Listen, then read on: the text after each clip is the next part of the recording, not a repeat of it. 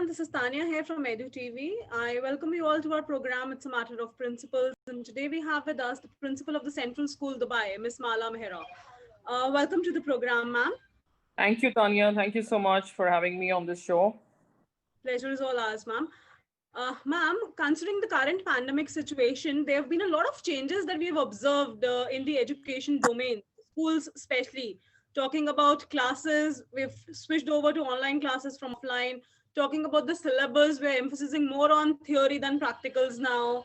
A lot of extracurricular activities are being done on Zoom calls or on video calls instead of meeting the students physically. So, what are your views onto the changing landscape in education, please?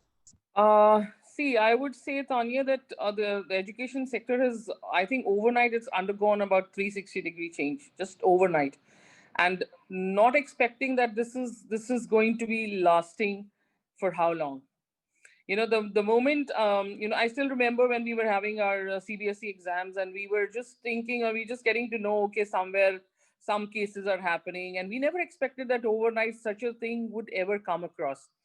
But having said that, we did rise up to the occasion. I think that's where I need to commend the teachers and the teams who have really worked tirelessly round the clock to make this happen for the children. And well, it is a world which we've always been talking about. In the previous years, we were talking of integrating IT technology into our curriculum, and when it had to happen, it just happened overnight.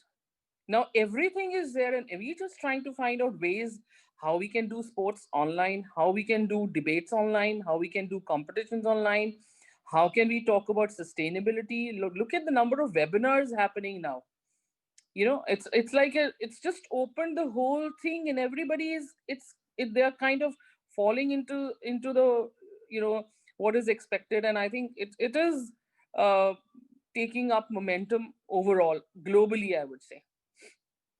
So it's not been easy. It's been truly challenging because we also need to look at the skill sets, whether the teachers were ready. Because we were talking, okay, once in a while, like in the lessons, we were having some part of it, being taken up by technology and showing the PowerPoint presentations, or taking them on to, some videos or things like that, or making use of few apps which could do the assessment in the classes.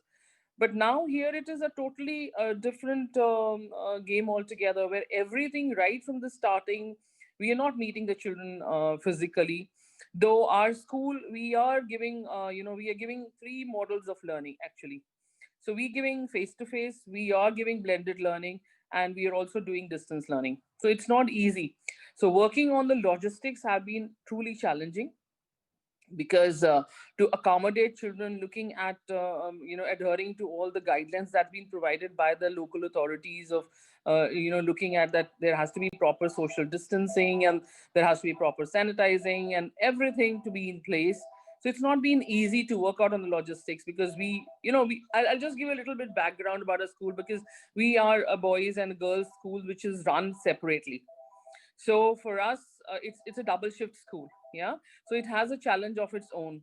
So we have constraints in terms of teacher resources, in terms of space. So we had to get them all together, basically together in the morning. And the boys coming in the morning was another challenge, because they're so used to their schedule in the afternoon. So getting them online in the morning was another kind of challenge what we faced. But overall, I would say that this change has been for the good in one way. But yes, definitely the human factor, the touch factor, the emotional factor, the social factor, I think that's been pushed to the background. It's like all the time being technology driven, people have lost out on their human touch, on empathizing, upon sharing. Everything is, it's a virtual world. It's a virtual world. Yeah. So definitely it's not the impact probably might not be visible now, but I'm sure this is going to have its own disadvantages in the long run. I'm talking about the assessments and the examinations. Like it is said that CBSE said that we will be conducting our board examinations now. But then talking about the other assessments which are happening online, what is your advice to the students who are especially going to write their board examinations this year in 2021? So what is your message or done online? And now if this thing is going to happen offline, then what are the major things you feel they should keep into consideration, please?